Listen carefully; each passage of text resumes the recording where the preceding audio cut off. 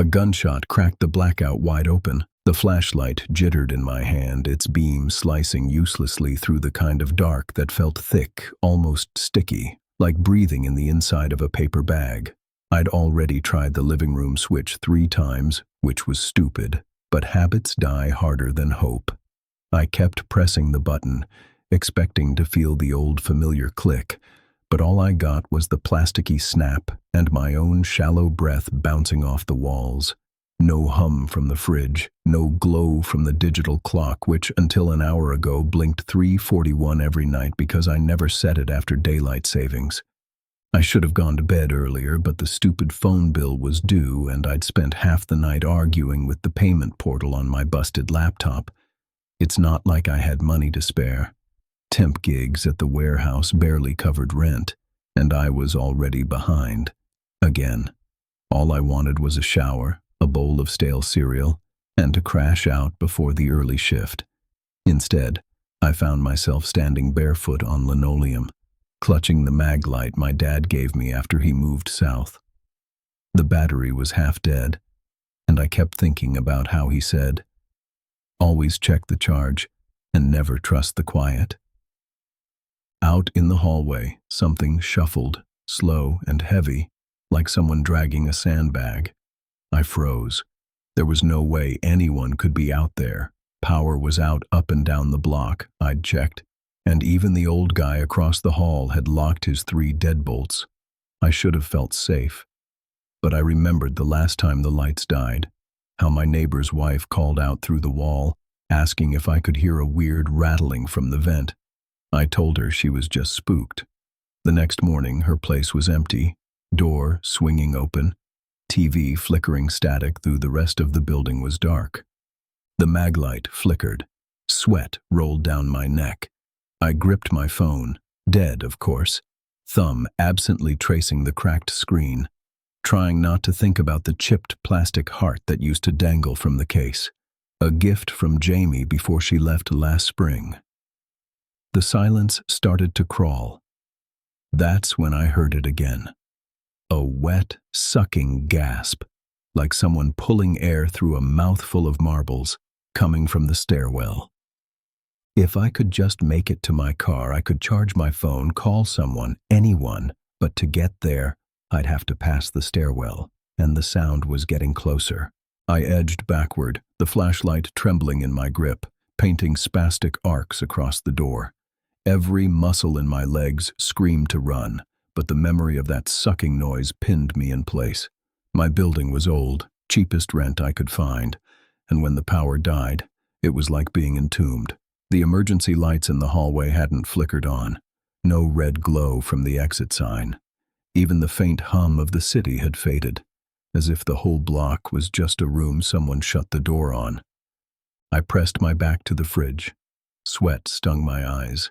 I kept thinking about how claustrophobia hits me worst when I can't see corners or find the doorframe in the dark. The time I got trapped in the basement as a kid, Mom yelling my name while I banged on a locked door, heart thrumming like a bird, snapped through my mind. This was worse. Now there was something out there, something that shouldn't move, but did. Another dragging shuffle. I fumbled in the junk drawer for the box cutter I kept for opening shipments. My fingers found the sticky, battered handle just as the sucking noise hit the other side of my apartment door. A cold draft squeezed through the gap under the door. It wasn't air. It was more like the feeling you get when you step into a freezer and every inch of your skin prickles. My breath fogged, and that wet gasping grew sharper, as if something was sniffing at the wood. I clutched the box cutter, willing myself to breathe steady like the therapist used to say. My ankle ached where I'd twisted it last week running to catch the last bus. A stupid mistake I kept replaying, now worse because every step sent a bolt of pain through my leg. I stared at the apartment door, knowing it was just cheap hollow core, not enough to stop whatever this was. The handle twitched. I didn't move, didn't even blink. The only sound in the world was that labored, slurping inhale, the door vibrating with each breath. I remembered the chipped coffee mug Jamie left behind, the one I never threw out because I kept hoping she'd come back for it. My hand shook, but I forced myself to wrap my fingers tighter around the blade.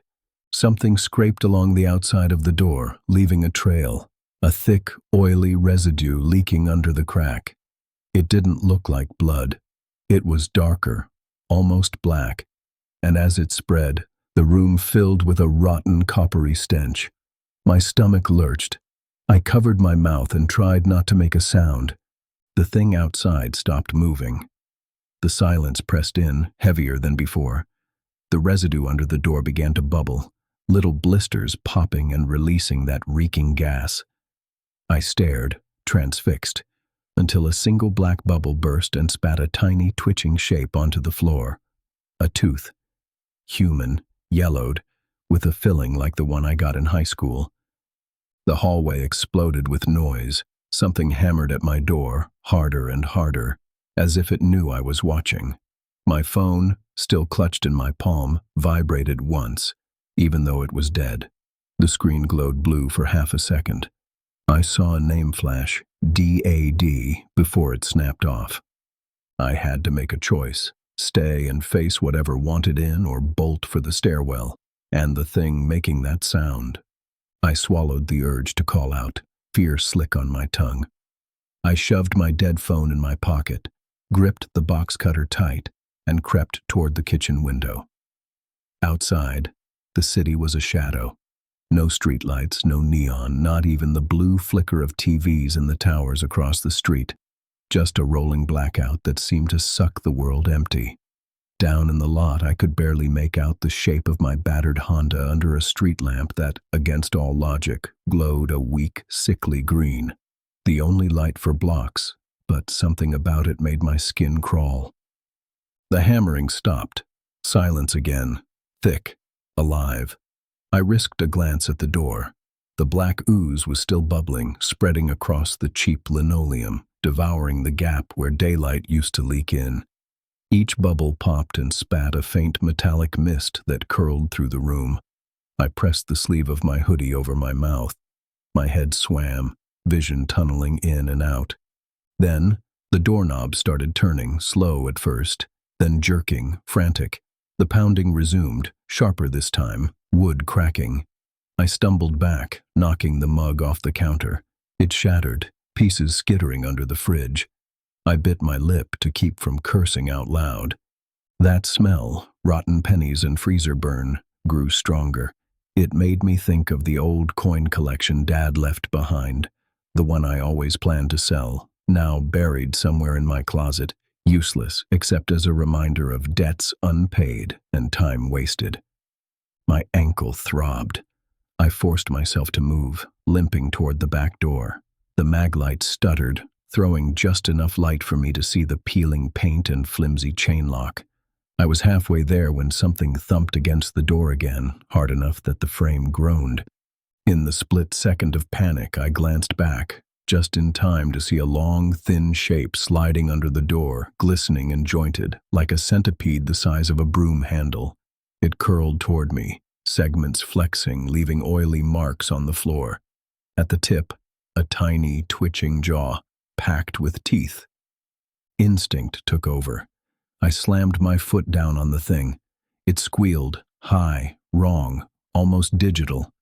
My ankle flared with pain, but I ground my heel in, desperate to crush it.